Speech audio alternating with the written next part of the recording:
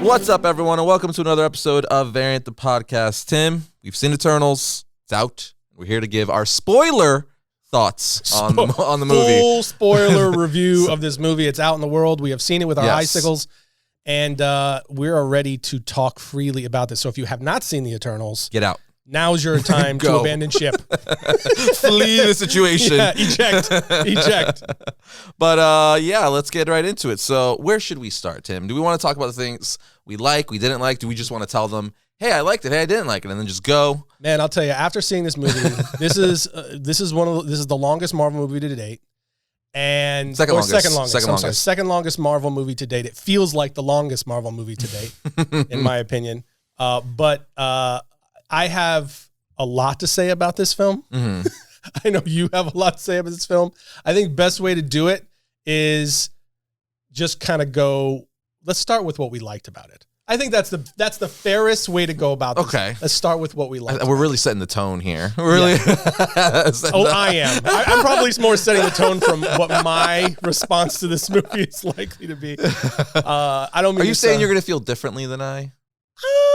I don't think entirely. Yeah, I don't think so either. I don't think it that much, but I think you'll be more passionate about it. Well, we'll get into it. But yeah, let's start with what we liked about the movie, and then we'll delve into the rest. All right, so things I like. First off, favorite character, Kingo.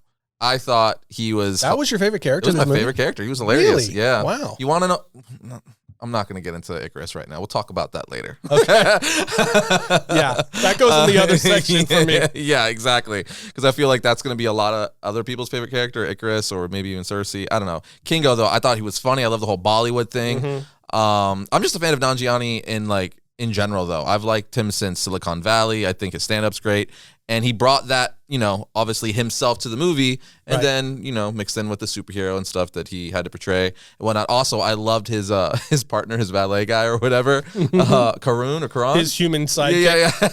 Freaking hilarious, that whole bit. And he was the guy who kind of made everything like, oh, okay, this is kind of fun a little bit. Because I feel like the movie overall was kind of... It was very serious. Very serious, right? Yeah. And I love that he brought that MCU flavor that we know so much where, no matter what MC movie you have, there's got to be that one character that just makes you laugh, periodically, and that was him. So I liked him and his sidekick or his partner, whatever you want to call it. His valet, is that what they called him in the movie? He was I think they referred to him as a valet, but Karan was... Karan, yeah. He was hilarious. The action scenes, I will say, I think probably... my favorite aspect of the movie was the way certain action was handled. The way Makari's speed was handled, I think, is the coolest way speed has been handled live action. I'm talking about Snyder, freaking Quicksilver, anything. Because Snyder, especially in the Snyder Cut, dealt with the flash of speed. Yeah. Pretty cool. It was cool. But this was straight up, I was watching the Injustice video game, where I was playing the Injustice video game. The way Makari would come in and just especially at the end in the boss fight where she's fighting Icarus and all that stuff. I'm like, this is amazing. That's straight up a finishing move in the Injustice game. Yeah. And just even all around seeing her run around the world and stuff, I just thought it was handled fantastic. I hope when we get the Flash movie next year for DC, we see some stuff like that. Yeah. Because that was really, really, really cool. I would even say I would hope they would even take it up a notch. Oh yeah, for sure. Even crank it up a bit more. Yeah. But yeah, her just action in general, I thought was really, really well done. Angelina Jolie's character, Athena, was really, really cool. Her weapon was awesome. Yeah. Those energy, that bow and shield thing was really, really cool. The way she could manifest her battle axe and stuff. Yeah, awesome. Gilgamesh, dude, the gauntlets he had, he was the Hulk of the team. Yeah. He was a really, really cool character. Just the action all across the board. I'd even say Icarus, although I have complaints about Icarus because you can call him Icarus, but I like to refer to him as Superman. I'll get into that later. But yeah, I think the action beats, Kingo were my favorite part. And,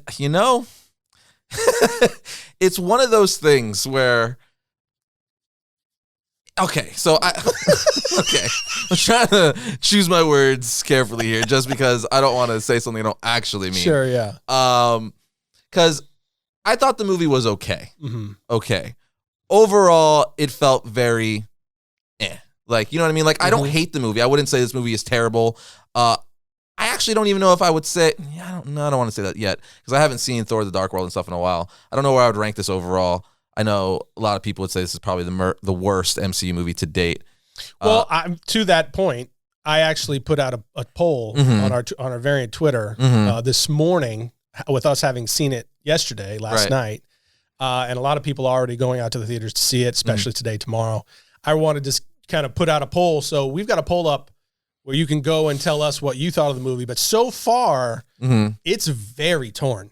It is, the poll is very torn. Now, the poll is just really getting rolled out. The Variant Nation is really just getting a chance to start weighing in on it. But it's very much like a 1/3 loved it, 1/3 thought it was meh, and 1/3 is like, what was Marvel thinking? Right. So it's very split. Yeah, that's kind of, because we just saw it last night. So I'm trying to, initially when we would review things, I'd kind of just go with my initial thoughts. But with any kind of movie, unless you absolutely love it, you either love it the more you sit away from it, or you're like, oh, maybe I didn't like it as much. So I think I'm still kind of sitting on it, but it's okay. It's not a movie like Civil War or something. I'd be like, this is amazing. Or even like Doctor Strange. It's kind of just there for me right now. Sure. I'd like to see it again, just to kind of solidify my thoughts on it. But it was just a very odd pick for me. Yeah. But I'm supposed to be talking about the good stuff. We'll talk about that. Yeah. We'll get into that later. I was wondering where you were headed with the good stuff on this.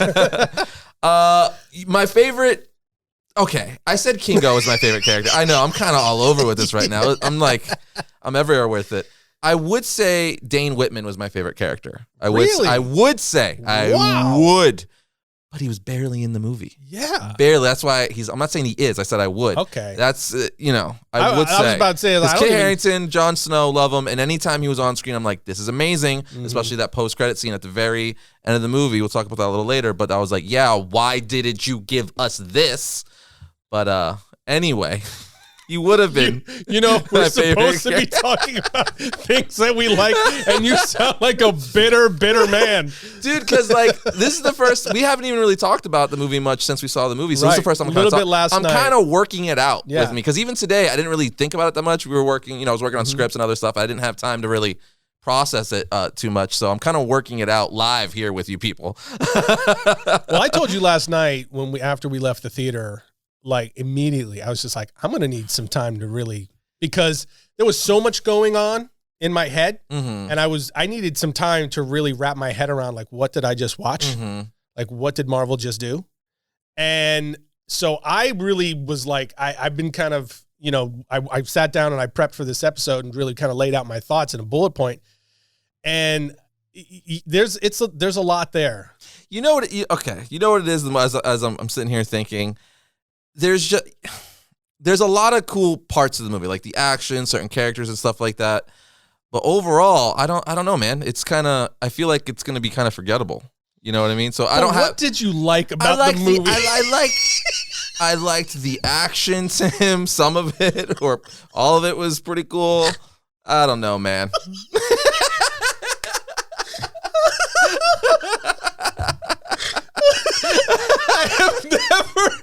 I have never seen this man have such a hard time finding the positive. All right. Okay. Let's reset here, Tim. Okay, let's reset and let's refocus our efforts. Let's reset. Let's reset here. I got this. Oh, man. I got this. Oh, it's so good. Okay, where did I leave off? I don't know. You were trying desperately to find something nice to say about it. I feel like almost I should start over and just go through real quick and be like, that's staying in. That's too funny. Oh, that's so funny. Okay. What I'm saying is, Tim, and everyone listening, is as I'm talking to you and the people listening, I'm coming to the realization there's not a whole lot I liked about the movie, Tim. And I'm trying to be You're working that out live. Yeah. Right here. And I'm trying to be as nice because, like we always say, I just wrote a comic book. I've created stuff. I know what it's like to create stuff and things now. Yes. I don't want people, don't make things intentionally to be bad, right? You're going to make me choke. So I'm trying. I don't want to be the guy just like, you suck, what did you do, blah, blah, blah. Although that's fun to listen to, it's like, yeah, it may not be good, but like, they tried their hardest. They did. Anyway, point is, I thought it was entertaining.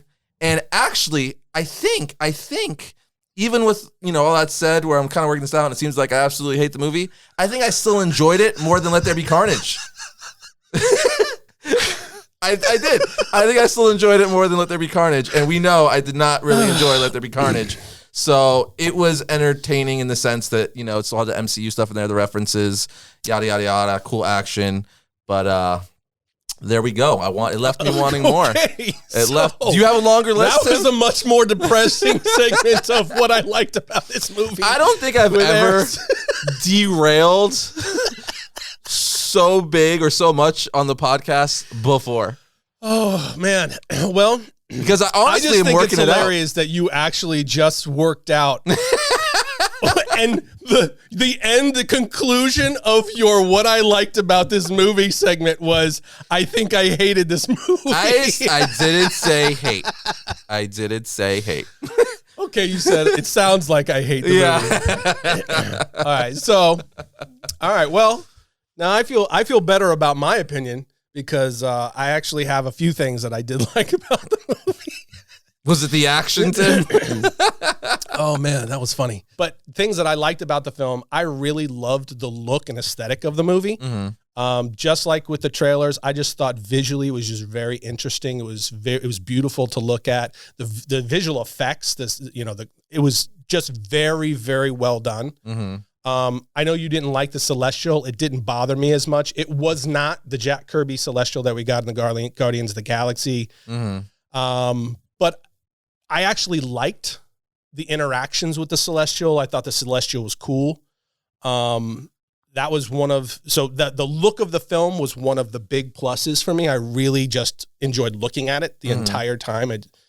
Some of the visual effects was a little bit video game at times, but that's like really nitpicking, I think. Right. Overall, I just thought they did a really good job there. I really love my favorite character. You probably won't be surprised at all, was Gilgamesh.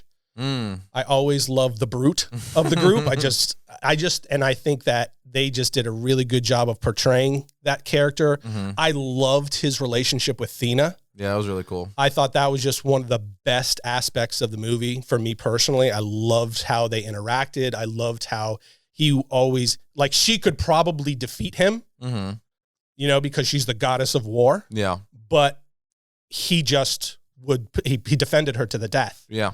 You know what I mean? I just love that. And there was this like love there. It was like a real brother-sister relationship. Yeah, it was like a bond without it becoming, they didn't emphasize romance. But it was just a genuine love and care. Mm-hmm. And whether that was a romantic version or not, they don't let you know per se. You kind of have to guess. Mm-hmm. But I just loved their relationship. I also liked Druig and Makari's relationship. I thought that was, interesting. Kind of came out of nowhere. It was a little bit, it didn't last or just kind of showed up toward the end of the film. I liked Makari a lot. I thought she was cool. I thought the way they handled her speed was good. That was one of my favorite parts. Yeah, it was very cool. Harish Patel, who plays Karan, the human sidekick. The valet. Kingo. Yeah. Really funny. His interaction, their relationship and their reaction was very funny throughout. He was like the human core too, right? Because the whole thing is like saving humanity. Yeah. And he was like the guy that's like, he kept us grounded in humanity throughout the film. Even some of his dialogue was like perfect. And he was really good. He was really, really good. And there was other characters in the group that I liked. Were you not a big fan of Kingo? I thought Cersei was great. Cersei was cool. Yeah, I thought her character was really good. She was very compelling. Dane Whitman's character. He was in the movie? Yeah. So, I mean, there's such bitterness. Black Knight was in the movie? I didn't know Black Knight was in the movie. I will say this, and we're about to head into all the rest. But Kit Harington, I think, is going to be a great fit as Dane Whitman. For sure. Black Knight. When we actually get to see him. Right. The little bit that we got of him on screen, his performance was good. His relationship to Cersei was good, but it was weird the way they portrayed it in this movie. Like that? it wasn't that I didn't like it. It was the weird temporal nature of it, the way he was like there, and then it was just gone for the rest of the film, and then at the very end he reemerges, and it was just kind of that. So not so much the relationship as much as it was like edited. They didn't give us enough to make you feel anything for it, I guess is the point. I think you could say that across the board with this movie. Yes, and that is exactly right. That's a running issue throughout the film on numerous issues, and I think important ones. Yeah. But overall, I would say things I liked is a pretty short list. Mm-hmm. Just to be honest and fair, it was a pretty short list, but visually I liked it. At least you kept yours together, Tim. Yeah. Visually I liked it. I was forming mine as we were talking. And there was some characters I think that were really good. And I don't know. I don't know if we're going to be, you guys are really going to have to let us know on this one what you guys think, because I'm very curious to see what everyone's different thoughts are on this movie, the characters, how it fits in the MCU. And that's going to play out, but let's get into the things we didn't like, and I'll turn it back to you now. Back to me, because my list might be longer than yours. I think I've been vocal, especially here on the podcast, where I did not want to see the Eternals. It's just I wasn't like, an Eternals movie, that's amazing. Because let's be real here, even just going back to the roots, the comic, the Jack Kirby roots, right? Mm-hmm. The only reason why the Eternals were even created was because Jack Kirby went back to Marvel, where he was currently doing New Gods, and he wanted to do New Gods, but at that time he couldn't continue New Gods because DC owned it, right? This wasn't like the creator owned. He made it at DC, meaning it's now DC's property. So he wanted to do something like that. So when he was at Marvel, he came up with something similar, which is the Eternals. So this was basically a substitute to the Eternals. Like I mean, to the New Gods. If I can't do that, I'll create something similar. And again, being real honest here, the Eternals never really stuck or became a massive success for Marvel Comics. Sure, they've had several series and, their mythology was expanded and stuff like that, but they've never became this character that us comic fans are like, oh, a new Eternals book, I gotta read that. You know what I mean? It wasn't like a Black Panther, a Wolverine, a Spider-Man, a Batman. Very much like a D-list team. Deep cut. Yeah.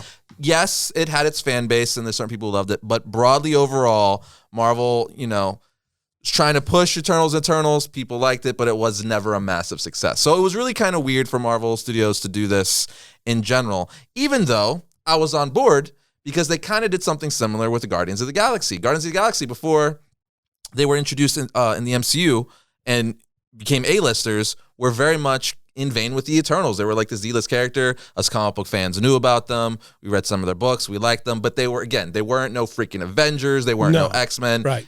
Deep cut, diehards, little cult fan base right there. But they blew up because of the MCU, because James Gunn exactly did a fantastic job. So I was hoping this would be the same thing with the Eternals, where it's like, all right, like, I don't hate the Eternals in the comics. I like the Eternals, but they're, I'm not going to freaking go out and read every Eternals book that's out there. I'll, more or less just read them when they're in other team books and issues that I'm already reading.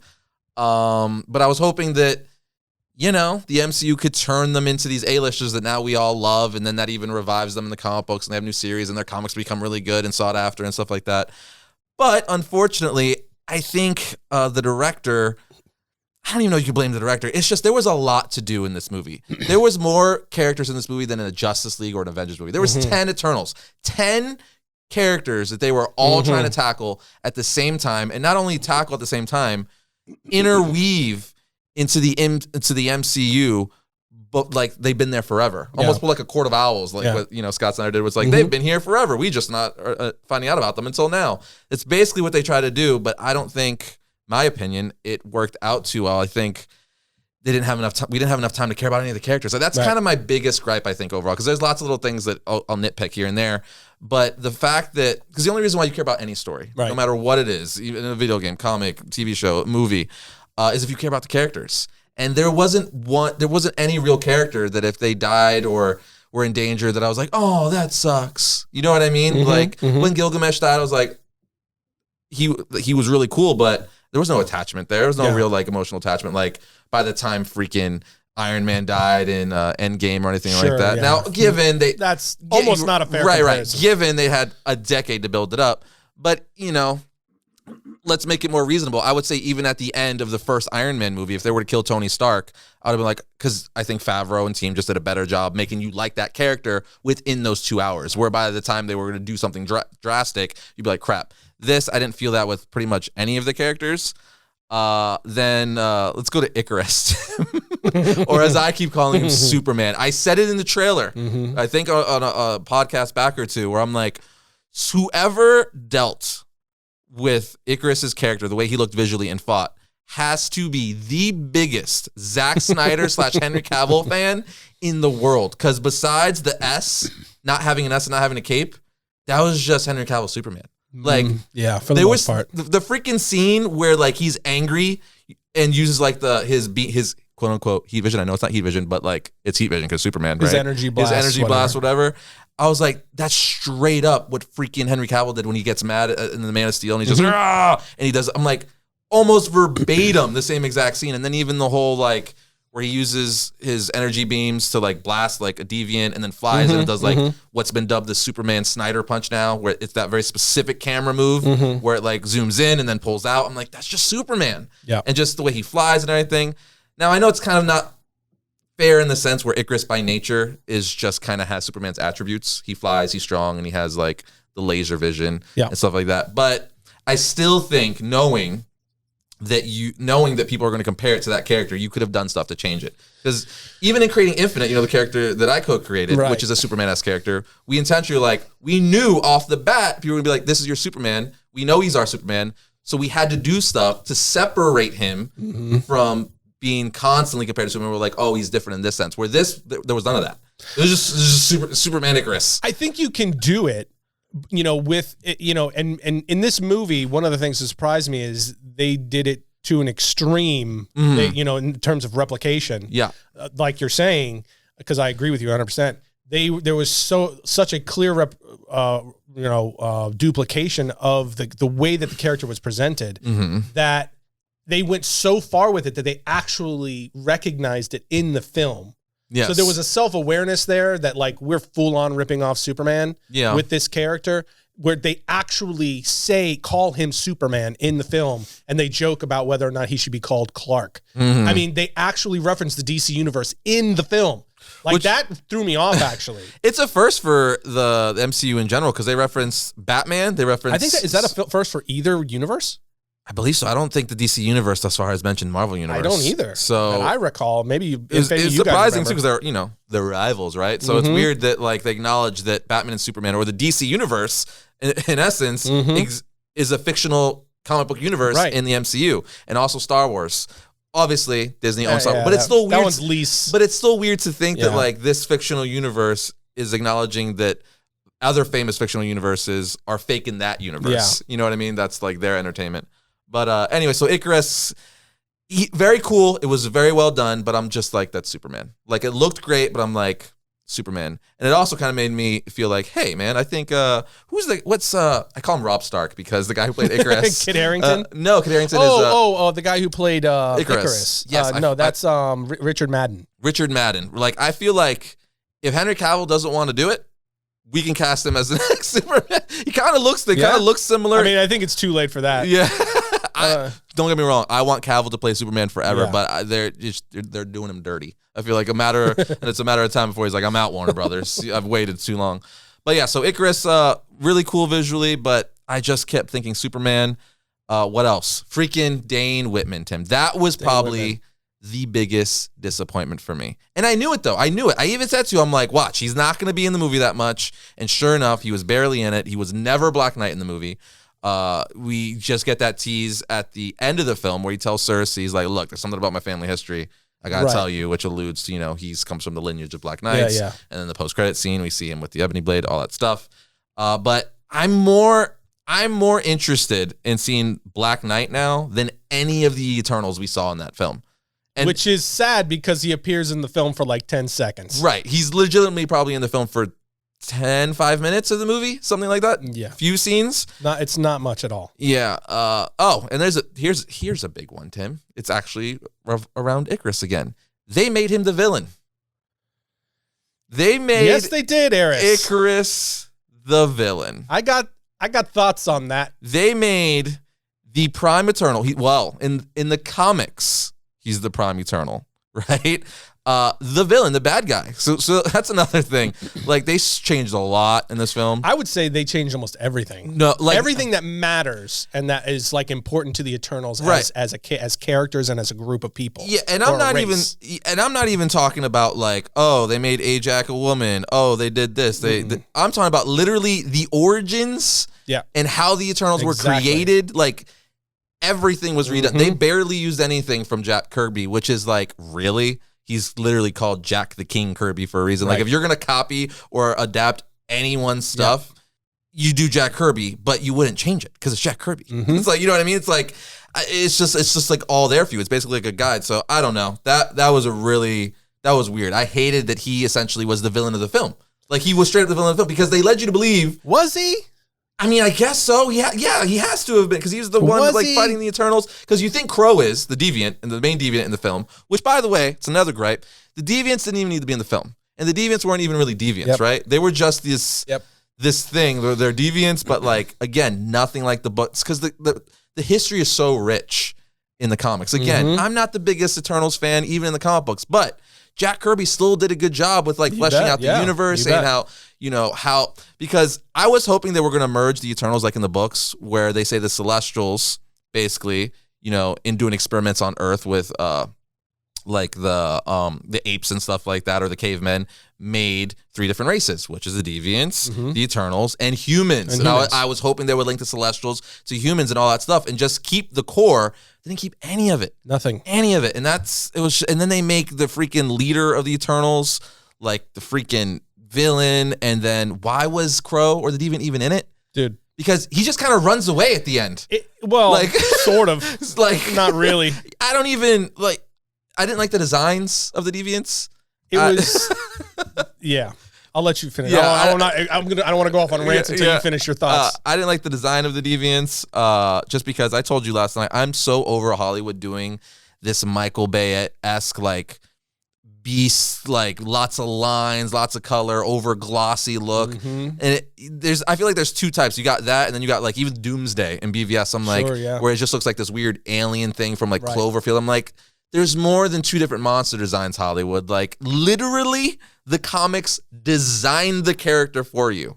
Just to at least, like, take the core of that and just, touch it up a little bit. But it's done. Like, that's the thing that amazes me. That's the thing. I get it when a director comes in and filmmakers come in, they want to add their spin on it. They want to do their vision. But at the same time, you are adapting someone else's vision. Like, if you want to go, balls out, then do your own property. But if you're adapting like something that's already loved, you have to keep core. At least I personally think you have to keep core elements of it because that's why the fans like the thing you're adapting. Right. Why do something else if you're going to change it all, or else don't do that thing. So this is one of the instances where they change so much. And you know me, I say if you change for the better, that's awesome. Sure. And, but I feel I am also very vocal that you have to keep core elements, and they didn't really keep any core elements besides the fact that they're the Eternals, there's Deviants, and there's Celestials. Right. But everything else, how they were created, why they created, what the Celestials do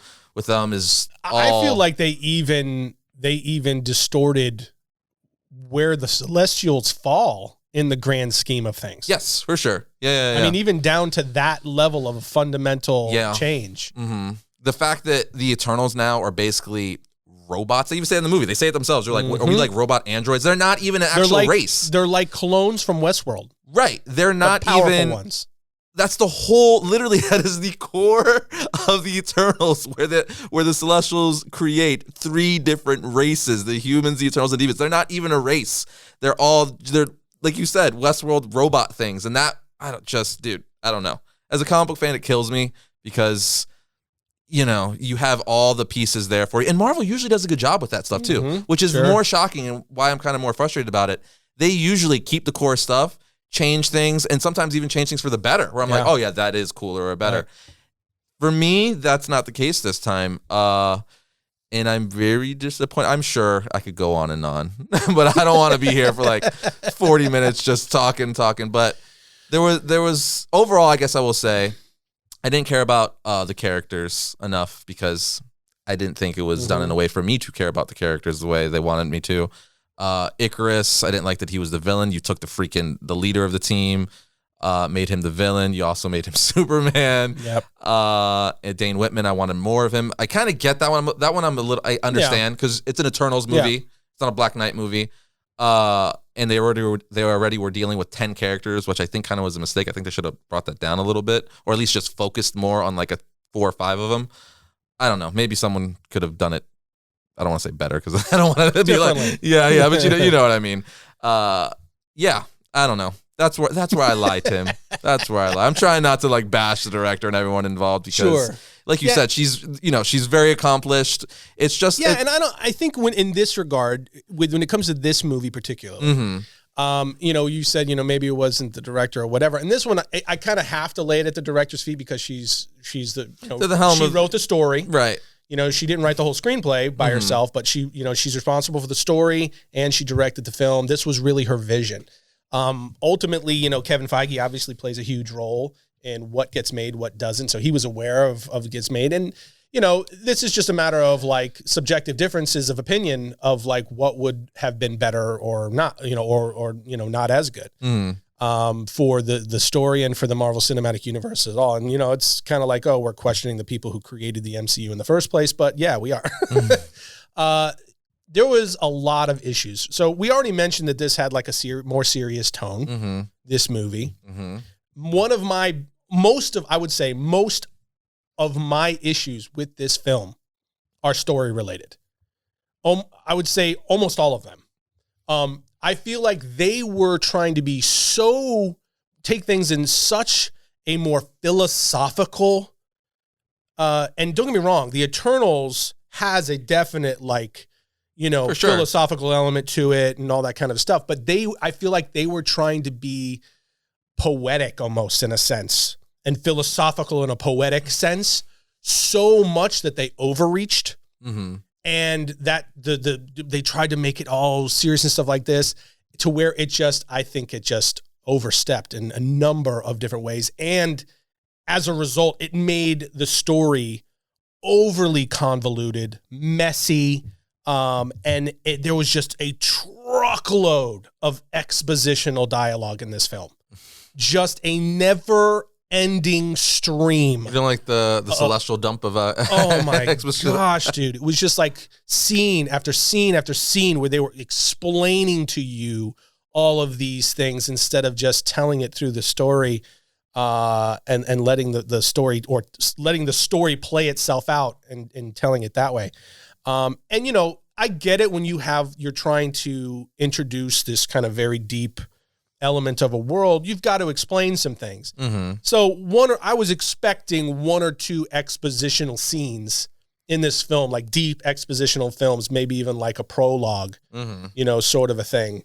But this was like the dialogue was. They kind of gave us that scroll at the beginning, right? Yeah, you get a scroll at the beginning, and then it was just expositional dialogue after expositional dialogue, and I was left feeling very confused in the end about how this movie fits into the Marvel universe, what we've seen so far for the first 10 years, and even I would say even more especially over what we've seen over the first part of this year with what the content that they've been releasing. How does this fit in? What does this change?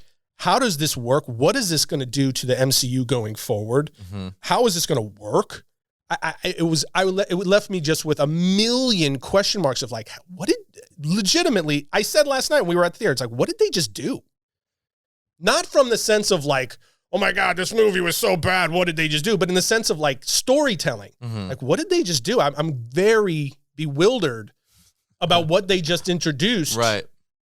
Comparatively to everything else we know about the MCU, right? All of the things we just saw in the Disney Plus series, Loki, WandaVision, Shang-Chi, what we saw in that movie, what we just, experienced in Black Widow, the entire Infinity Saga. I mean, you can go down the checklist. It's like, where the heck did these characters, the way they portrayed them, fit into all of that? Like, how is that going to work now going forward? So that's how I kind of felt going, just coming out of it. And another thing I will add to early in my thoughts too, is there is the first sex scene in a Marvel movie is in this film. Yeah, there is. So for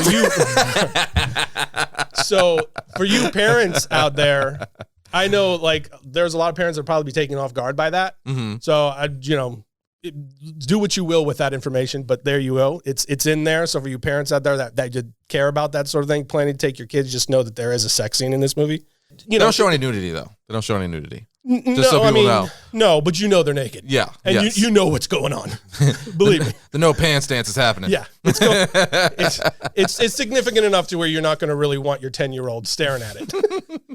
But anyway, the pacing of this film was another thing. Mm-hmm. It felt so long. And a lot of that had to do with the expositional dialogue. Yeah. It just felt like it dragged so many times where it was just like, dude, like you knew it was going to be long, based on the runtime, but you were like, I'm not kidding. I looked at my watch at one point and we were only an hour in and I was like shocked. I was like, whoa, this has an hour and a half left. Because I really thought we were closing in on the 2-hour mark because that's how it felt. And that sounds insulting, but it was a pacing issue. And I think, again, it had to do with a lot of just expositional dialogue. Did you like how it was jumping from past the present, past the present, past the present? At times I did, and at times I didn't. And it felt like that had a lot to do with, they were having to try to explain a lot of things. And I feel like they made the Eternals' origins more confusing than the original source material. Than Kirby's, yeah. Yeah, because they start out, and this was one of the frustrating things about the changes that they made, is they start you out in the movie letting you think that this is Kirby's origins. They're from Olympus. They were created, and there was multiple races, and they were sent there to defend humans. And then they just pull the rug out from under you like halfway through the film or 3/4 of the way through the film. And you find out, nope, just kidding. We're basically Westworld organic, celestial empowered robots whose memories get wiped every time. And this is the part that I hated. I won't say hated. I disliked a lot that they made it to where the Celestials they're basically like heralds for the Celestials who go and prep worlds for the birth of a new Celestial that's seated in that particular planet. And essentially making the Eternals the inadvertent villain of sorts. Yeah. Which leads me to my other point, which is that who the heck was the villain of this movie? And doing Superman. That occasionally. Well, I said, like, when you brought that up, I was like, was he? I mean, because it's like, was he any more of a villain than the Celestials themselves? Was he any more of a villain than the Deviants? Well, yeah, because the Eternals were because they knew what they were created for, and they were rebelling against that. So they were trying to be heroes, but Icarus was like, no, this is our job. We're gonna follow through with our job. But not all of them did that. Well, Sprite didn't. Kingo didn't. But that's another gripe, though. He wasn't even in the freaking final battle scene. Like, he was just like, I'm out. It was weird. Going back to Bollywood, like, not going to be involved in this. And it was just the rest of them. To me, that also, you lump yourself with the villain. You just didn't commit violence to perpetrate it. I mean, I guess. That's what I'm saying. Is like, who was the villain in this film? Sprite and Superman. Because you can line up a whole bunch of you can line up a whole bunch of different characters in this movie, and it's like, okay, like, do that in, once or twice, and it's like a compelling, like, way to tell a story. We talked about it, like Falcon Winter Soldier was very much like that, where it's just like, who was the villain of the story here? And we talked about, like, I think that's actually cool sometimes, where you say, okay, well, in life sometimes it's gray, and there's just everybody does something wrong to contribute to a bad outcome, right? So I don't mind that. Could be a Celestial too, but though. We're starting to see a trend now with Marvel storytelling where there's no clear-cut villains, or the villains aren't really fully villains. It was as if they looked at, like, whatever sympathetic elements there were with Thanos, and they went, everybody liked that, let's do that, and then take it up a notch.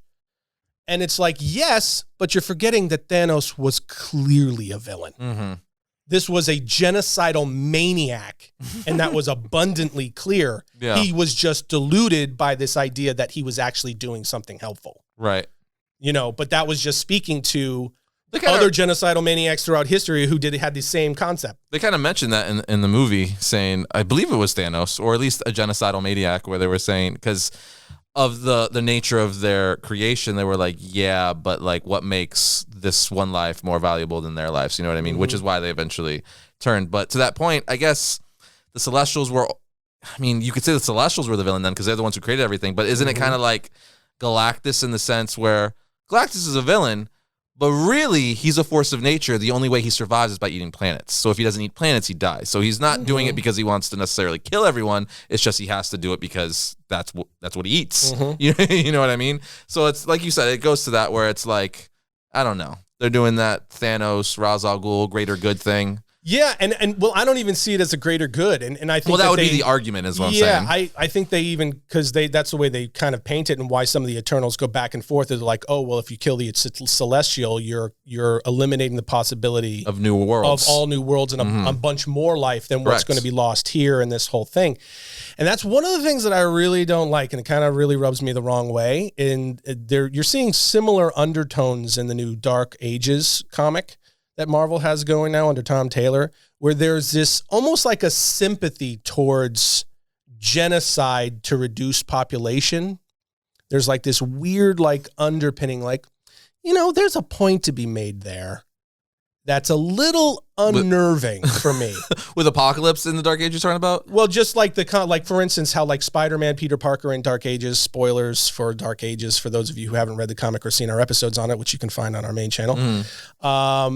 Where Spider-Man kind of references at one point, I think it's in the first or the second issue, where he kind of makes the point of like, after billions and billions of people died, and it was pretty horrible there for a minute, but then we realized, with so many less people, it's actually pretty nice.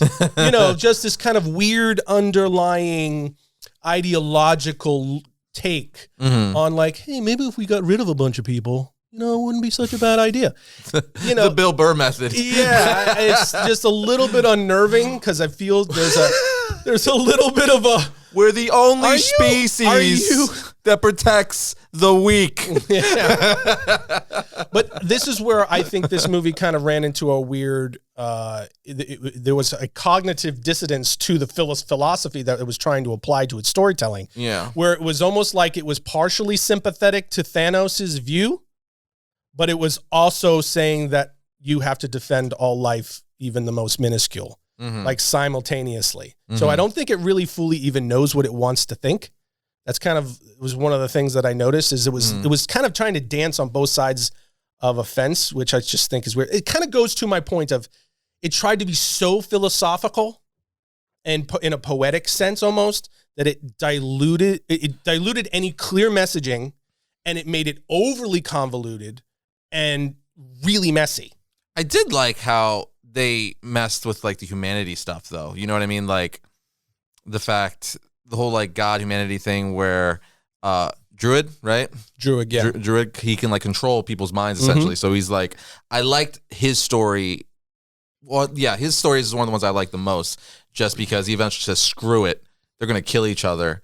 Like, I'm just going to stop this right now. Like, I thought playing with that whole thing was really, really cool. And just seeing like, having the power to change something and not use it because of an order, because some like someone told you not to, when you clearly see you're capable of helping someone, I thought was really cool to play with. And he full on like goes. He's actually the one who's kicks off them separating because he goes off and he freaking stops the war back in whatever BC it was. And they're all like, well, we can't stop them. So Ajax just like let's go our separate ways. Yeah. So I liked dealing with that where. It's almost like the Watcher effect, right? Where you have to watch, you're not allowed to, but as we know, the Watcher intervenes anyway and stuff like that. So I thought it was really cool to see him like, all right, I do have sympathy for these people. They're going to kill each other. I'll help them by like making them not fight anymore. Yeah, and I mean, they even address it, and I think that part of the whole Druid thing, because it's like, yes, he intervenes, but he also turns them into mindless robots. He does later so they're not really actually human anymore at all. They're not capable of free will, making their own choices. And that's one of the decisions that Ajax and I think one other character make, is that if you do that, you eliminate any possibility for them to actually grow, to evolve, learn, and to get better as people, because we're all flawed. They're just human beings are flawed. And if you just have something that steps in and just constantly just stops you from doing it, you don't learn the lessons of that. And some lessons in life are deeply painful. Now, that's obviously no advocacy for war or death or anything like that. But, you know, throughout human history, we have learned some of our greatest lessons through pain, right? In fact, I would say the most important lessons have been learned through pain. You eliminate that pain and try to, in an attempt to create a utopia. And we've actually seen the effects of that too throughout our history, particularly in the 20th century. Master Bruce. Yeah. So there's a lot to be said. And they touch, and again, you're kind of referencing my point. It's like, think about all the different things they tried to touch on philosophically. They did a lot in this movie. And it just left you going like, what are you trying to say here? Well, that's like I was saying earlier. They were just tackling too much stuff in general. Too many things. And they reduced the villains, as you already said, who everybody thought was going to be the villains, the deviants, reduced them down to just a very simplistic plot device. So dumb. That didn't even need to be. The leader, Crow, who in the Eternals comics is a major villain, especially for Icarus. Oh, he's like their main villain. Yeah. And they show him evolving and he's sapping different Eternals as he kills them or attacks them of their power, and he absorbs it and then converts it to his own. And he evolves to where he's more human-like. He's more human-like. He's talking and he's absorbing their memories on top of that. And then he just gets quickly killed after a very brief fight with Thena. And he's killed, gone. She just hacks him into pieces. He falls apart. He's dead. And it was just like though the action scene was cool. It was cool. It was just like... It was brief, and it was very unimpactful. It was like, why are the deviants in this film? Like, why? I mean, they explain in the movie, like, you know, with the exposition dump to Cersei, they explain, like, what their true purpose was, how they created the deviants to, like... kill the predators of other worlds, so that way they wouldn't kill the humans, so that way the celestial that's seated in there could live, but then something went wrong and they became predators themselves, so then the Eternals were sent there to kill the deviants. Exactly. And it's like... That's what I mean. Like, they took a good origin and they just really complicated it. Yeah. For no reason. It didn't even... There was no reason to do it, is my issue with the end result of what they did. I feel like Marvel has been doing that. I don't know if I want to say a lot, but I will say they've been doing it more recently, especially one of my biggest gripes in all the MCU for Phase 4 was Taskmaster. Like, the fact they turn, you know, not to get into that, but it's you know, it's relevant in the sense where you completely change the deviants, this really cool race that fights the Eternals, that they have a huge history. The whole thing is deviants versus Eternals. That's like pretty much the backbone of their history. That's what they do. You can't have a deviant without an Eternal. You can't have an Eternal without a deviant, right? And they switched all this stuff and reduced them to like clones and then just predators to kill animals so humans could live, just all this weird stuff. And then with Taskmaster, same thing. You had this really cool superhuman person that can mimic anyone's powers, and then you turn it, you freaking like dumb it down to someone who essentially has a USB drive stuck in the back of their head and gets uploaded like moves by watching like videotapes. Yeah, like a mindless drone, not this cool, super awesome assassin that trains, you know, pretty much everyone in the underworld and it's fought Captain America. No, just this mindless drone that gets a USB drive shoved in the back of their head. So dumb. It's like, why? Why would you take something so awesome? And the same thing with the deviants. That's why I'm mentioning that. Because it's like, there's kind of a pattern here, and I'm kind of scared, you know, going forward. Again, I would say overall, Marvel still has a tremendous track record. Even whether you love or hate this movie, this would probably be like one of like 3 or 4 movies out of like the 20 plus they've made that people would like even be talking about like this.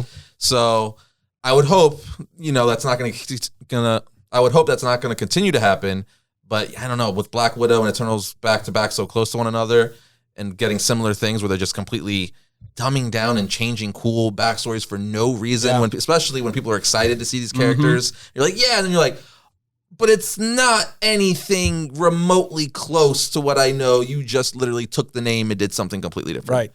And I don't think that's fair to the fans. Again, change it, make some things, but you have to keep core elements. I don't think that's fair. The only reason why you're adapting this character or title or whatever is because it's successful. Right. Because us comic fans made it successful by buying the freaking books. And I would take it a small step further, because I agree with everything you just said. You know, both of us, I think we give tons of course, every creator has, especially in comics, Mm-hmm. you know, you can tell your story with these characters. They're given reign to do that. And that many times throughout comic history has given us some of the better stories For sure. for some of these characters, whether we're talking about the DC or Marvel universe, right? Is when creators are allowed to just do whatever they want. And they come up with really unique ideas. In this instance, I think it was a real disservice to Jack Kirby. Yeah. That was, I think, one of my biggest issues with it. Without Jack Kirby, there's no Stan Lee. Mm-hmm. Right? They're like Kirby, Batman and Robin. Yeah. Jack Kirby does not get nearly the press, nearly the fan service, nearly the fan love and attention that Stan Lee gets. You can make a pretty good argument, or you even kind of flat out say that Kirby is even more so responsible than Lee is. In some ways, in a lot of ways, argument. because it is no secret that Lee would come up with the name, kind of like some characteristics, and that's it. Right. Then Kirby would do the rest. Yep. Because especially with the Marvel method, where it's just like, this is a story, but Kirby is essentially creating the story while writing it, because then Lee had to go back and put in all the dialogue to what he had already drawn. And don't get me wrong, they're both visionaries. For sure. Yeah, you can't take anything away from either. I'm just saying, agreeing with you, where Kirby, they're like right up there with him. Right. And you could even make an argument, if you wanted to, that maybe even a little more so, maybe. But at bare minimum, we have as much to thank Kirby for as we do Stan Lee. For sure. And in this instance, this is one of Jack Kirby's babies. Yeah. And for them to uproot so much of the original source, Jack Kirby's original source material, instead of staying true to it, I personally feel like that was a disservice to Jack Kirby and his legacy and these characters that he created, that he felt deeply about, by the way. Yeah, because you know who created the Eternals? Jack Kirby. Jack Kirby. It's not like Jack Kirby and blah, blah, blah. It's like, no. Jack Kirby. Yeah. That's it. Wrote it, drew it. And again, this was his New Gods. Yeah. Right? He couldn't do New Gods anymore. He felt very deeply and passionately about this particular story concept.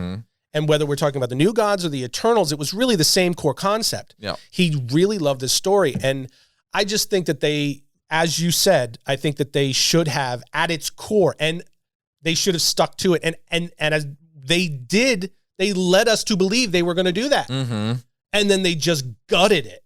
They even kind of made you allude to the beginning, where the most recent John Romita Jr. Eternals book from several years ago, one of the most popular ones, where like the whole thing in the story is where they lost their memory, where they're trying to remember who they are. I thought even in the beginning, the way they did it, where Cersei's like a teacher at a school and stuff like that, I'm like, oh, that would be really cool. Where like you have Icarus or Cersei one Eternal going around trying to make them to remember, and by the end they all fight this big threat. Right? No, not the case. No, not the case. So and they did a lot of bait and switches, I feel. There was a lot of that, and you know going back to Icarus, right? And what they did with him, he's such a good example of the overall problem of how they just kind of gutted. Just made him the villain. Yeah, it's crazy. Well, it was so far beyond making him a villain. Like, he was in the comics, there's 3 Prime Eternals that we've had in the comics. We had Thena, or her father first, then Thena, and then Icarus fights Thena for it and becomes Prime Eternal, right? So not only is he not the Prime Eternal or the leader of the Eternals group, Ajax is initially, and then she passes it off to Cersei. We find out she passed it off to Cersei because Icarus murdered Ajax in like cold blood. Yep. Because they just turned him into this mindless, not just a robot, but this brainwashed like cult member almost, right? I will serve my leader. Yeah, who's just, a robot. And he was just all the way to the point where he betrayed the entire Eternals group, murdered one, tried to kill several others. I mean, it was... You didn't think he earned his redemption at the end, Tim? Dude, and then they just have him fly off seemingly to commit suicide. Into the sun, fly nonetheless. Into the sun. And, we don't know that means that he died. He's powering up. He's going to come back as Superman 1 million. Superman, it's going to be fine. Exactly. But, he, again, he seemingly commits suicide. Yeah. He first is like this brainwashed villain who murders the leader of the Eternals, knew about this emergence with the Celestials, lied to everybody, including the woman he supposedly loved for 5,000 years, then betrays everybody and then commits suicide seemingly. Right. Like, that's how they portrayed the character that is in the comics, not just the Prime Eternal. His main core character element is that he's the one who deeply cares for the human race and actually battles the Celestials to protect them. In the movie, they strip that away and they make it to where he doesn't care about the human race. Cersei does. And the only reason he even gets to know them is to impress her. Because that, Tim, is how you make them not like Superman.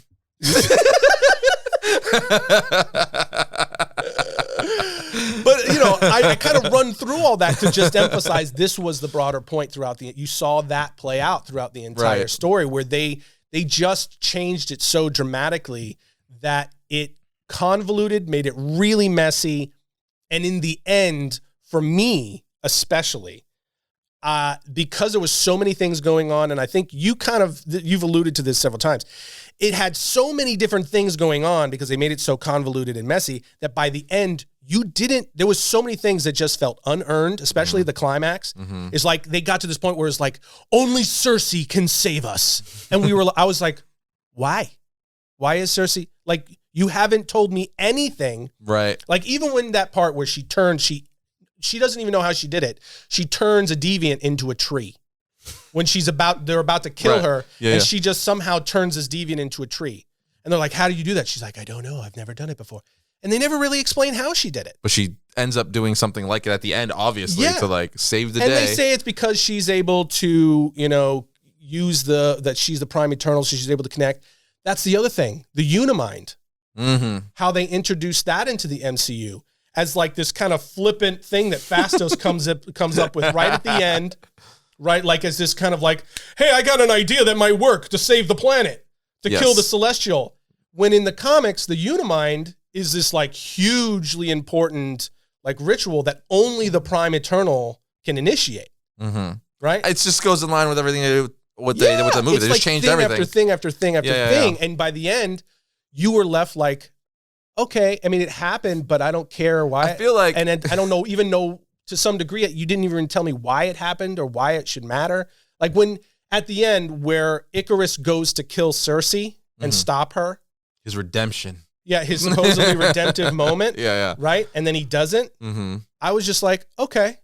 You didn't feel the emotional tug that you should have because you didn't care. They didn't do a good enough job of building that. He just looks at her and you're like, oh, clearly this is your redemption. You're not going to kill her because you've loved her for 5,000 years. And then he just... floats with her and becomes part of the Unimind.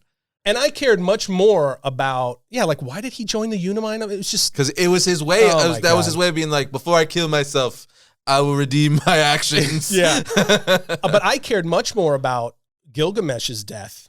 And that scene was much more compelling between Athena and Gilgamesh when Gilgamesh died. Or even than that. Dane Whitman and Cersei's relationship, because that gets brought back at the end. I would say I cared more about how things were going to end up with them than I did with Icarus and Cersei as well. I guess. Really? Were you not that big on that? Yeah, it was just nothing. I mean, it was just so brief.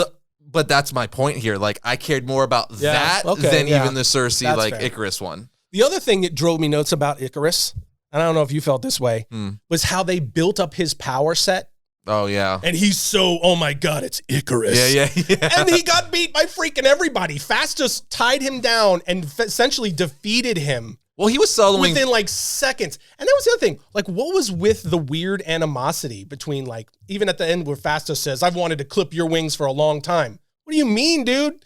You guys supposedly fought together for thousands of years. There's things we don't know. It's just it was just so many things where it was just like, what? They did build him up like super, super strong, but like it is weird because you see Deviants beat the crap out of him. Athena gave him a run. And they didn't really show Makari beat the snot out of him. So he finally was able to stop her. That Injustice-esque scene was one of the coolest scenes in the movie. But it's weird because, like you said, they built him up.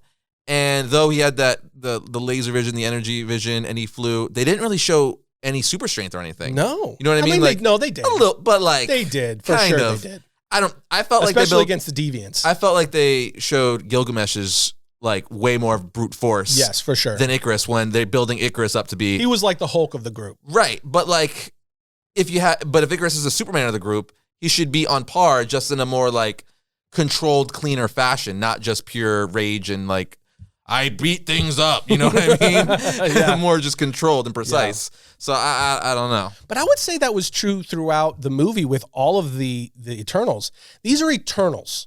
These are, every single one of them are immensely powerful. They're gods. Yeah. They're essentially gods. Not in the MCU. Yeah. They're robots. In the MCU, all of these characters, like half of them, their power sets were kind of lame. Like Kingo's power set was just lame. He had finger guns. Dude. Okay. And the way it was portrayed with the little finger gun blasts. Finger guns. It was cool in the opening. That? I didn't think it was cool enough to get. No, I liked it. I was waiting for them to show something else. Because he had the finger guns, but he also had like the freaking Kamehameha wave, like where he would like do the energy ball. But he only did that once. He did it at the beginning of the film too. Oh, jeez.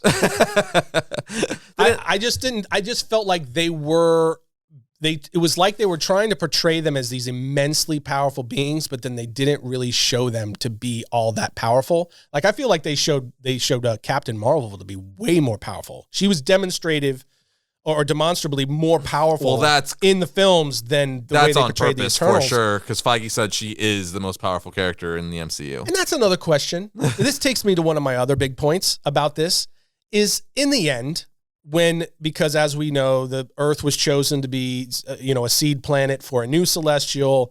The emergence is the birth of a new celestial. They're going to stop it, the whole thing. This is going on. There's a celestial being birthed in the Earth. And the rest of the world doesn't care? Not only does that, where's S.H.I.E.L.D.? Where's S.W.O.R.D.? Where's any of Earth's heroes that spent the last 11 years watching fight for Earth? Where's Thor? Where's Captain Marvel, for God's sake? Did she leave her beeper at home? They just saved the Earth with the second snap, Tim. They were resting. Oh, my God. That really, I was just like, how? And this goes to my broader point. It's like, how does this work? I do not see how they make this work with the broader MCU. Well, I think it's a lot more simplistic than I guess you might be thinking. I think they're just introducing a team. Celestials are now here. We know they create universes and destroy universes. How do you introduce a planetary level threat and issue into the MCU after post Avengers Endgame? Thank you. And like nobody notices this. Like S.H.I.E.L.D. and S.W.O.R.D., which we know are already, like nobody knows this is going on. Nobody knows this is a problem. Well, I'm sure not a single Marvel character. I'm sure that like in this movie, how they reference like the snap and stuff, that you might get hints of it. Doctor Strange, anyone? You might get hints of it in other, like references to it in other movies, just little things that be like, I was like that. Okay, well that for me does not make any sense. But the thing that was cool about the Celestial that was emerging though, is I'm wondering, because they didn't say it in the movie, at least I didn't catch it, because I've only seen it once at this point, where Cersei and the Eternals stop it and it just freezes there, and now it's like above the clouds and water and stuff like that. I'm thinking one of two things. One, it's the Dreaming Celestial, which as we know in the comic books, like I believe it's Crow. Crow's actually going after it because if you can get that power, like you'll become one of the most powerful beings in the universe. You're talking about the Surge storyline? I believe so. Yeah, okay. Yeah, I believe so. Because again, I'm not like, on top of my Eternal stories like that. But yeah, I think he could be the Dreaming Celestial, which is a big part of Eternal's lore in general, which would be really cool for when they're, it'd make for a good conflict in future films. Or we now know that currently in the Marvel universe that the Avengers headquarters is inside the head of a Celestial. So what if this becomes the new headquarters for the Avengers because Tony Stark's gone now and stuff like that? I don't know. I think it would work. One of the two. I feel like it has to be something. They're not just going to leave it there. Because that's another thing. Now this Celestial is on Earth. This massive hand and head is on Earth. That's going to be in airspace that planes are going to freaking fly into. Yeah. So they got to do something with it. Yeah, I don't know, man. I was by the end of the movie, I was just like, that was another thing. It's like, we're talking about a Celestial. You're going to kill a Celestial. How did they anticipate being able, especially since the Celestial had been monitoring their activity on Earth, how did they anticipate being able to kill the emerging Celestial without Arishem finding out about it? How did Arishem not know about it and try to stop them? And then why did they just think they could just go back to their lives and stuff, and then were seemingly shocked when Arishem showed up and was just like, hey, you killed a Celestial, now you got to be judged, sort of a thing. I'm going to let the humans live for now, but I'm going to probe your memories and see if they're worth saving. And they're like, oh, oops, we done effed up now.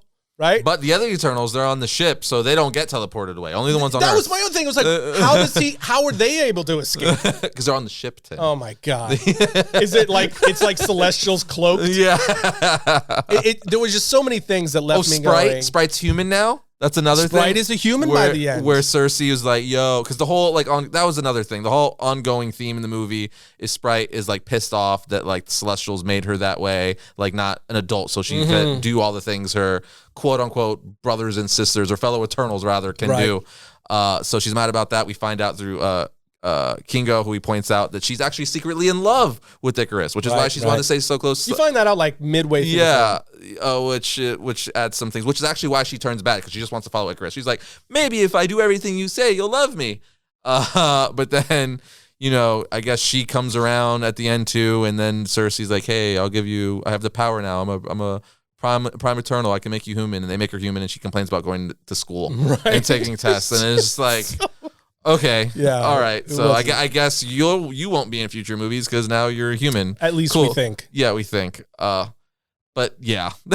Unless they do a complete flip-flop 180 and they say, nah, just kidding. They're not robots after all. They're really the Celestial lied to them or something to that effect. I don't know. But seriously though, because I have several questions, these are the things I'm on the fence about.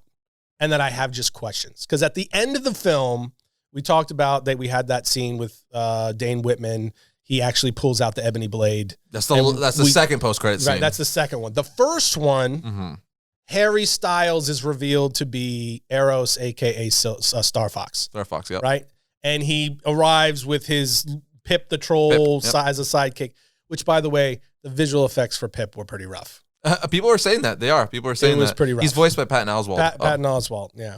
But, it was fine. But my question, this is one of my questions that I'm like, okay, along with this, and it kind of fits into this broader, what did we just do here and how does this work? Mm-hmm. You introduce Star Fox now after the Infinity Saga. Mm-hmm. For anyone who doesn't know, Eros is Thanos' brother. Superhero brother, right? He's an Eternal. They're both Eternals. Thanos is, he has the deviant gene, which makes him look differently, and he is evil. He has genocidal intentions. Whereas Eros doesn't. His name is Eros, obviously, because he's a lover, not a fighter. And he becomes a hero in comics because of what Thanos does. But now you've introduced him after everything has occurred with the Infinity Gauntlet, after Thanos is dead.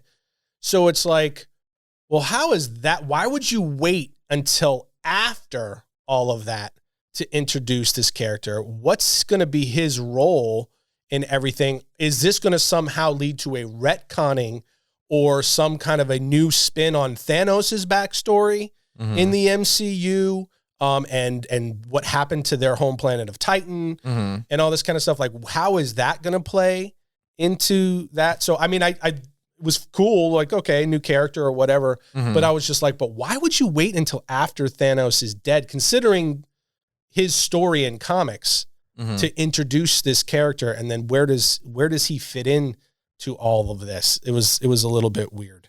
I don't even know. I'm not even there yet because I was so taken off guard by them introducing Star Fox for one main reason.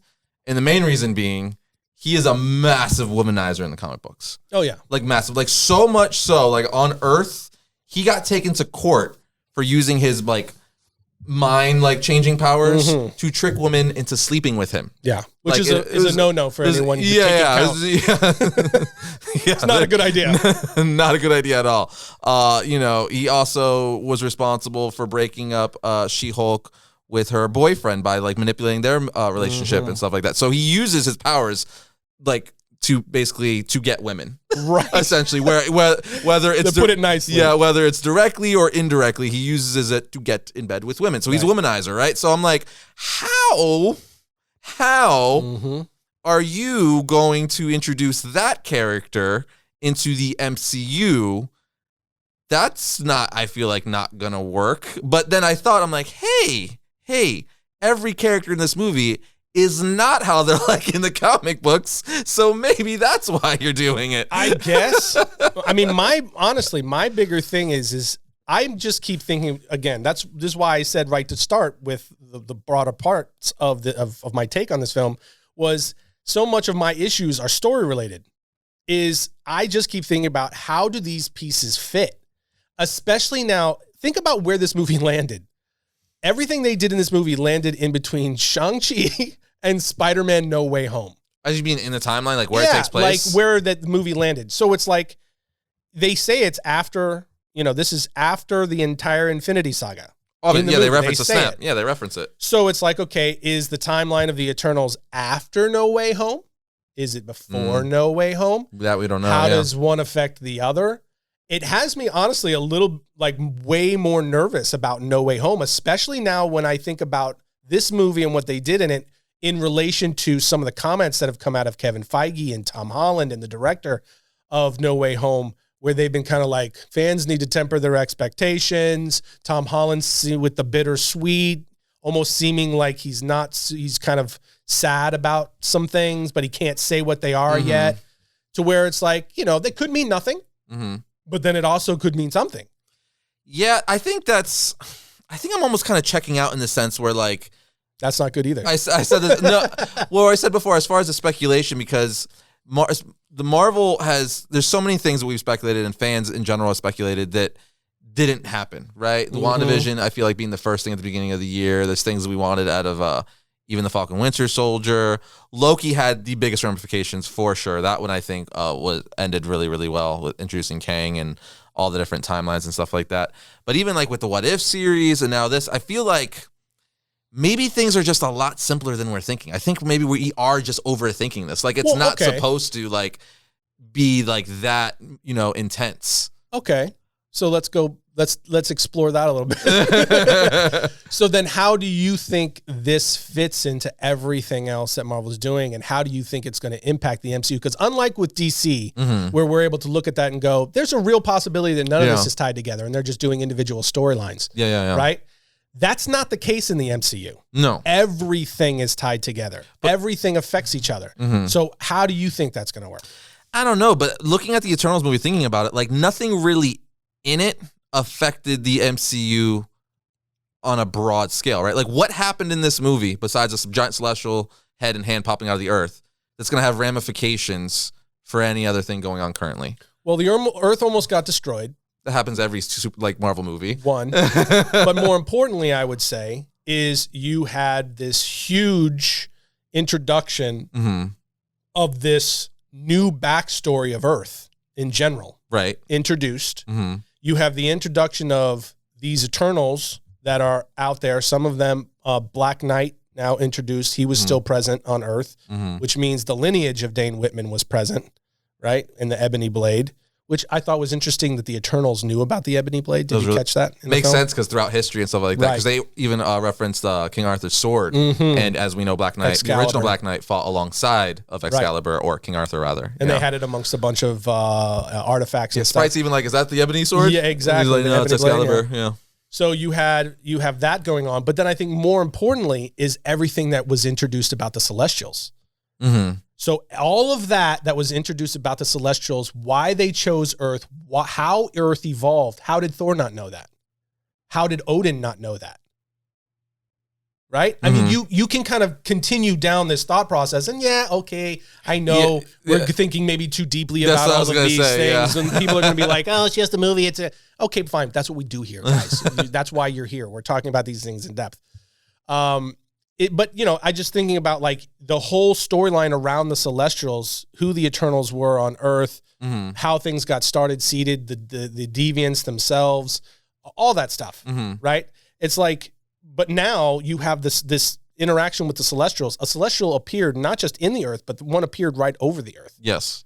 So how is that going to affect what we've seen established with the Kree and the Skrulls and Sword and the initiation of Sword, right? It's just, there's so many things where it's just like, how is it going to fit? Because nothing that we saw introduced that are big, big pieces, especially the Celestial aspect, where Arishem basically said, I may come back and wipe this whole thing out. Yeah. It's all going to depend on what I find in your memories. Right?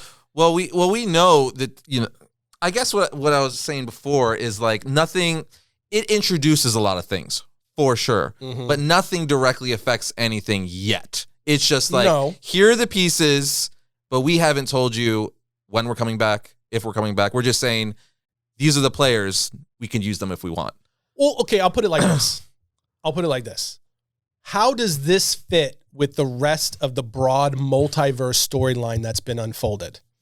The one thing that I took away from that was just the fact that the Celestials created Earths, you know, and they're doing all this stuff. So I'm like, maybe that has to do with timelines and stuff like that. Because if you're creating all these different Earths and wiping things out, you could easily, you know, weave that in with like what King is doing with timelines and different Earths and stuff like that, right? Because what if they create all this stuff and he's moving them to different timelines and stuff like that? So maybe that way. What I was going to say earlier is I know Feige said that this phase is going to be heavily involved in space, so clearly we're going to see Celestials again. I mean, they were introduced in Guardians of the Galaxy Volume 2. So this is actually the second time we're seeing them. So did we just get introduced to the actual big bads of this phase?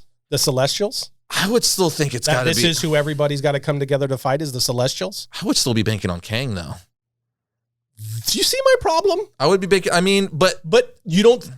Based on what they just told us, the Celestials are a much bigger problem. And how does what they just introduced as a problem with the Celestials fit into the splintering of the timeline that they introduced with Kang the Conqueror?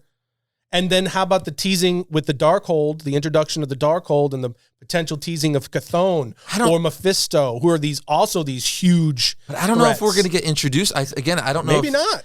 Like, because it could be those things where, like, Adam Warlock was introduced, at the end of the first Guardians of the Galaxy movie? And we're finally getting him over 10 years later, like 11 years later by the time we get the movie, or 12 years later.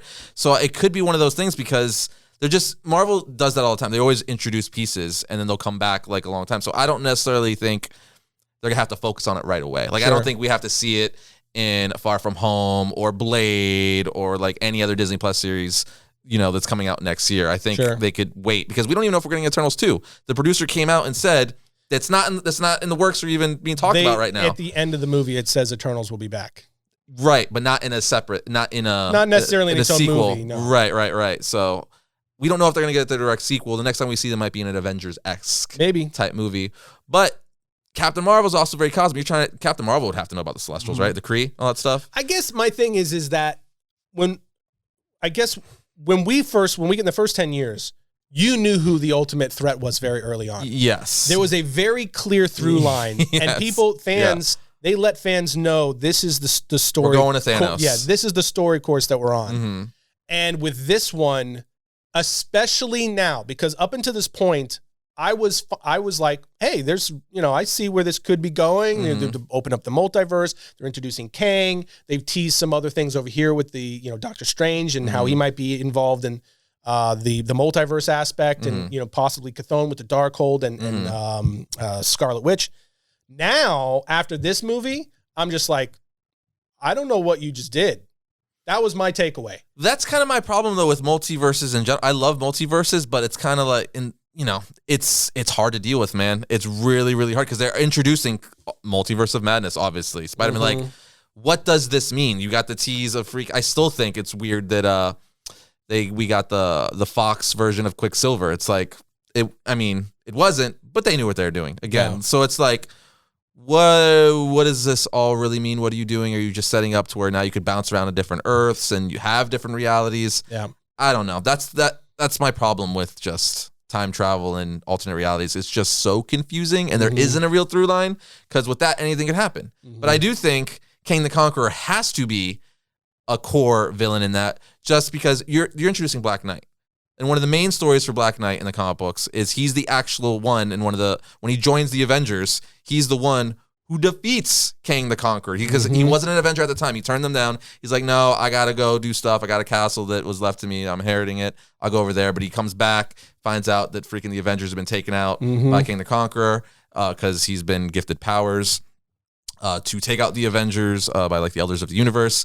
And since Black Knight isn't technically an Avenger, he said no, he's able to defeat him. Right. So I feel like Black Knight is also going to be extremely important going forward. I would think so, yeah. That like he may, if you going by the comics, again, clearly this movie did not go by the comics. I don't know if you can say that. Yeah, this movie did not. But you know, that's all we could base it off of now.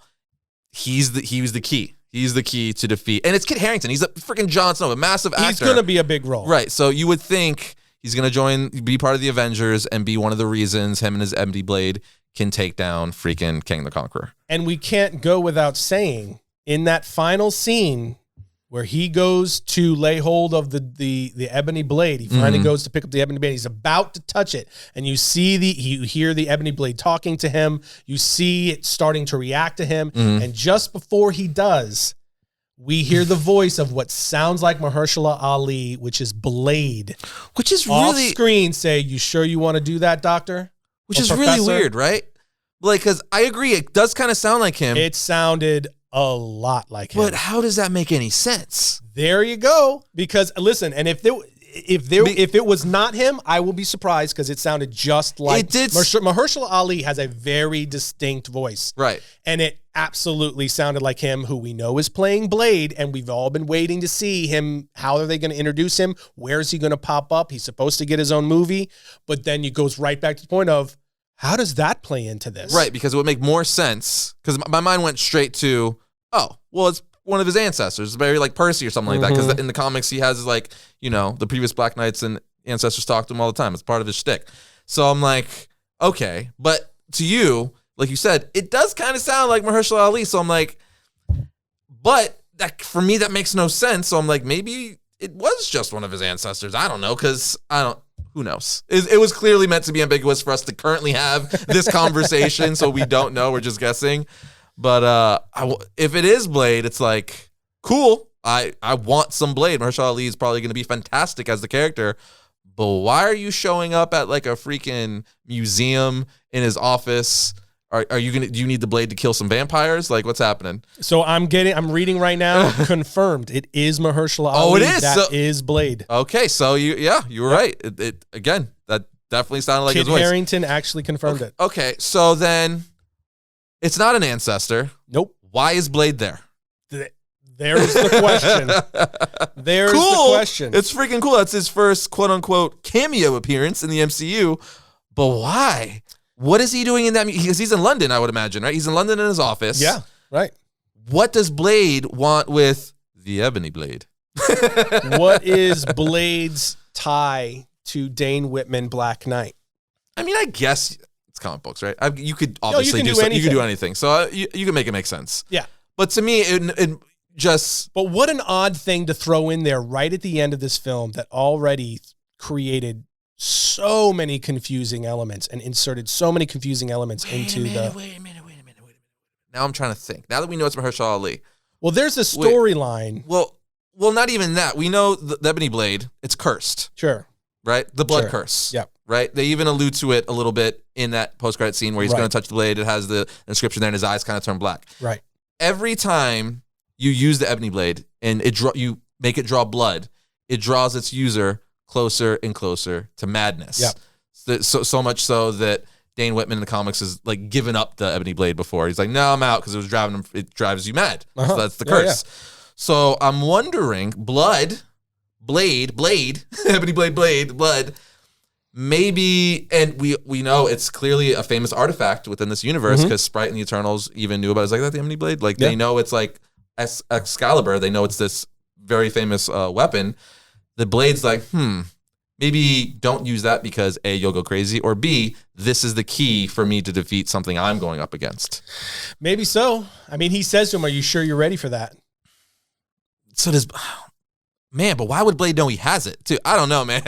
There's no really answering that. Honestly, they deviated so much away from original source material in this movie that I'm not even going to like strive to guess what they're doing, because they're clearly going their own route completely. And again, I am not meaning to say that that's new for the MCU. The MCU has done this many, many times where they've differed from comics wildly. But with this one, I guess to insert all of like what they just did into the middle of everything that we have just seen for the beginning of phase 4, it just has me very confused in general. So it's like, we're just gonna have to wait and see, because I have no idea now. It's probably as simple as his name is Blade. He wants the Ebony Blade. Done. Solved. Done. Yeah, but I did think that was cool, because we've all been asking, where's Mahershala Ali? What do you think he looked like? Do you think he was in his leather jacket? Like, did he have the sunglasses on, that cut? I was a little, I'll be honest, I loved that we heard his voice, but I was so disappointed we didn't see him. It's funny to me. The last two Marvel films that we've seen, because one we saw right before this was Let There Be Carnage, the end credit scenes was like my favorite part of the movie. The Dane Whitman Black Knight one was my favorite part of this movie, because just was like, yes, I want a Black Knight movie. I want to see him more. The character is really, really cool. It's a medieval knight in modern day. Yeah. Now I'll even admit that, like, I don't read that much Black Knight stuff, but I love the Frank Thierry more recent one from, I believe, like 2015 or something like that. It was a really cool run. And I've read some of the older stuff, because I used to read the Omnibus and Master Volumes. But like, just the fact that have like a medieval like BA knight in the MCU, so cool. And it's Jon freaking Snow. That's what he does. It's literally what he does. Like, of course. That's what he's most known for. Yeah, like, this is going to be great. So, and now he's going to apparently team up with Blade. What's happening? I don't know. Does it mean they're going to team up? I mean, I don't want to. I mean, we're probably going to be overreaching pretty heavily. It could be just as simple, something like you said. It could be just as simple as like he comes in, warns him, and then goes a separate way. He's actually just looking at pieces in the museum. He's on a date. Yeah, or maybe he's drawn to the blood element of it. Who knows? We'll find out. I don't know, but kind of like I was saying earlier, I'm kind of getting frustrated with the kind of theorizing with Marvel, just because I feel like, we have all these theories and stuff, and often we're like, it's just a simple this, or it doesn't even happen. It's like, all right. Well, I would say, and then even Feige saying that, like, temper yourself. It's like, he's kind of saying, like, stop thinking all about these big theories and stuff like that. It's going to be simpler than you think. Well, part of me is like, I get it, and a lot of that is our fault as fans, that we want to theorize these things because it's fun. It's fun to do, but there is. It's hard not to acknowledge also that Marvel's got it kind of clickbaity. They have, They've gotten pretty clickbaity. They've intentionally inserted some teases toward things to whether it's to distract and to lead you intentionally on the wrong trail, so that you're surprised by what they ultimately do, or not. Whatever the reasoning is, it does in some cases what they ultimately end up doing. It ends up being underwhelming compared to what they teased as a potential. Yeah. And that's a problem on their side. You can't tease something that's bigger and that fans will get excited about, and then do something that's wildly more underwhelming. Are they becoming those clickbait YouTube thumbnails? That's kind of like what I'm saying is there's a little bit of that going on. So it's like, I get it. We theorize and we kind of do some of it to ourselves for sure. But you also have to acknowledge that Marvel has been, they've been catfishing us as fans more recently. It's true. All I'm saying is, Tim, Favreau and Filoni, Star Wars. That's all I'm going to say. That's a very definitive statement. Did you, not to deviate, but I do want to say one thing. Did you hear or see that Rosario Dawson tweeted out basically confirming that Anakin is going to be in the Ahsoka series? No, I did not see that. That's it. She tweeted it and deleted it like 5 minutes later. Whoa. Really? Yes, she did, Tim. So that was not approved by Lucasfilm and Disney? Because if she deleted it, that means it's real. Oh, yeah. If she said it, she's going to know. But the question is, was that done on purpose? I know. But what that because you can't tell me she doesn't know she can't freaking do that without permission. But Tim, what that also means, because we know when it takes place. We know when her series takes place. It's not Anakin anymore, Tim. No, it's Darth Vader. But what? Because she just said, she just said she's excited to be back with Hayden, or be alongside Hayden Christensen, and we know he's Darth Vader again. So that means Kenobi. We're going back in time. Or that, actually, we can go back and say that's right. Well, I mean, the Mandalorian timeline is after the fall of the Empire. Yes. So that means we have to be going back in time, and she just spoiled that. Oh, that's right. So maybe we're gonna. Vader's dead. Right, but I said Vader because maybe we'll see like flashbacks. That's what I was gonna say. Maybe we'll see like the live action version of like what went down in freaking Rebels and all that stuff like that. Wow.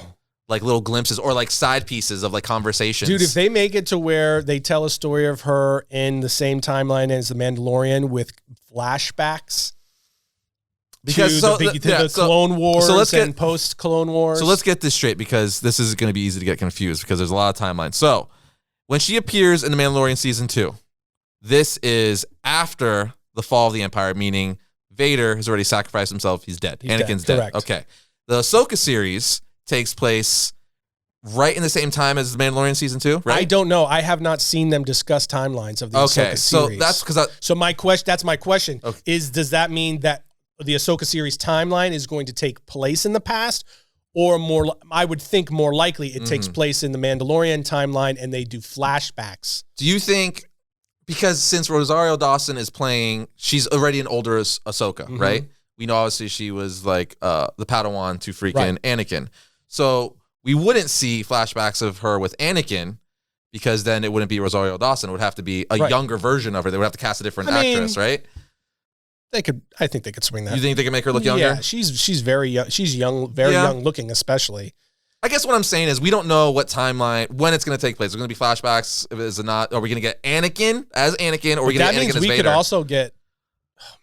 We could also get Darth Maul then in that series. I just so badly want to see live action her like confront like Master, and you just hear the dude. Wow. Because he's gone bad. That's very interesting, dude, that she would actually tweet that out and then delete it. That's wild. Dude. Anyway, all that to say, that's a huge sidetrack. That's a huge sidetrack, but that's an interesting one. I'm just saying, if Marvel starts disappointing in any way, Filoni and Favreau holding it down. This is facts.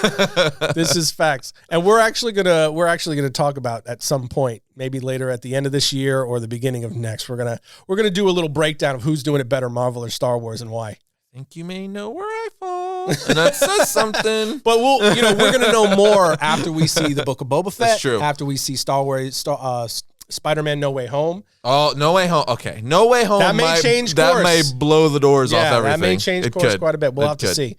But for Eternals, I think, at least for me, so we land in similar boats, but I think I'm definitely more in the disappointed end than you. Yeah, because even though I'm really disappointed, I will say I was still entertained, just because there was a lot of cool moments. I did laugh. I did like even their relationship, like when they were at dinner and stuff like that. I did like the relationship between a lot of the characters, like, you mentioned Gilgamesh and Athena and all that stuff. But yeah, I don't know. It's just, it disappointed me, but I kind of liked it. I think the best way to say it, I think I said it earlier, is oddly enough, I think I still enjoyed this more than Let There Be Carnage. And you know why that might be, though? It's because you know how big of a Spider-Man fan I am. Yeah. So Carnage. That's not to say that Carnage was like, Let There Be Carnage was like some amazing film. No. But like, for me, I feel like they're in the same tier as well as like they're, like I said, for Let There Be Carnage, forgettable. You know what I mean? Mm-hmm. But I still enjoyed. Like, put it this way: what would you give this movie out of 10? From 1 to 10, what would you rank this? I don't like ranking movies. Why? Like I just don't. I think that's more insulting to the actual filmmaker. He's like 3. Yeah, I just don't. Well, it's just a matter of like, I just don't like the whole idea of like putting a rating scale to someone's creation. I just think that that's more cold-blooded than just giving your subjective opinion about it to some degree, because it's just whatever. It's less thoughtful, I guess, is the point. Yeah, it is less thoughtful. For me, I'll compare it to the other Marvel films where this, as a movie, as a story, this is probably this is probably the most disappointed I've been in a Marvel film for the most part. It's right there at that bottom tier. I think I agree. I don't want to say definitively because it's been a while since I've seen some of the other movies that might land in there for me.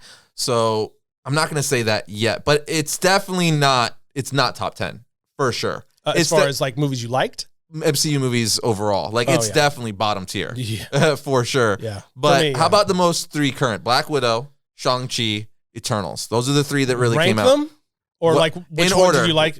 Yeah. Oh gosh, I would have to go.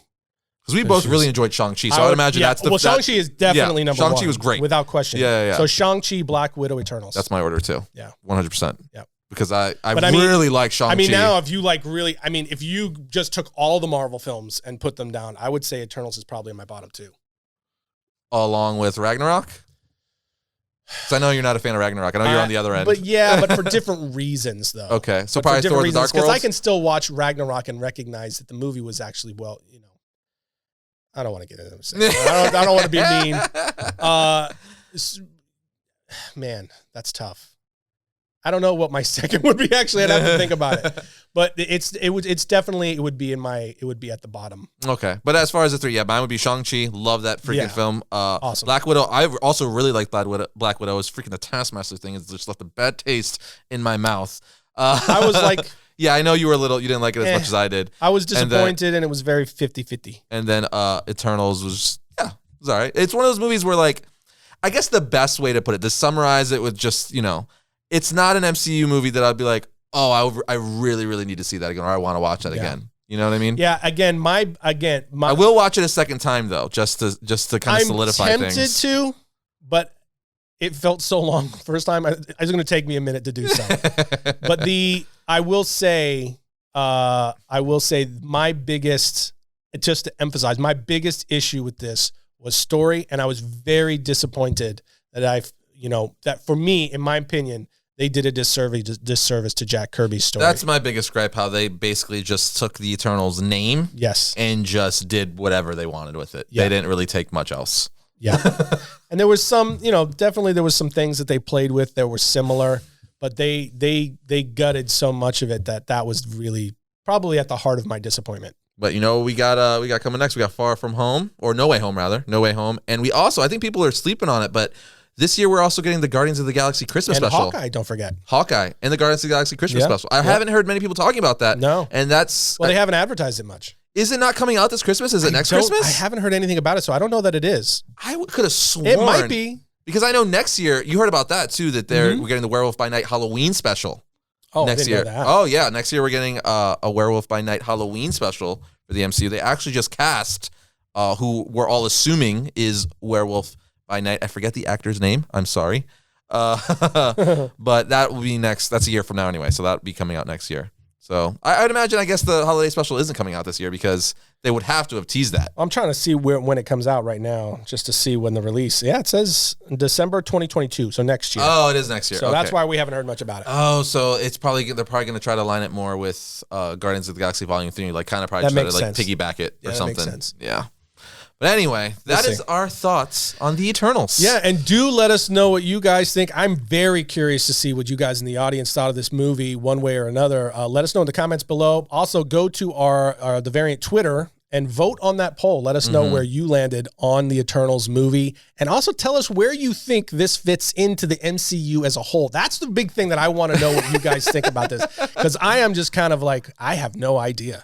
Maybe it doesn't. Maybe they just snap it away. Who knows, man? Who knows? What's the next one? No Way Home? Is that the next one? Well, we got Hawkeye. Hawkeye's the next series. The next movie. And then next movie is No Way Home. All right. Do we got any other nerdy things? Any DC stuff coming out this year? We got Book of Boba Fett, obviously. I mean, there's a bunch of stuff happening. But I guess the last big movie is No Way Home. No Way Home for sure. All right. So No Way Home. Can't wait to see that one. But we'll see you guys next time when we talk about all things comics.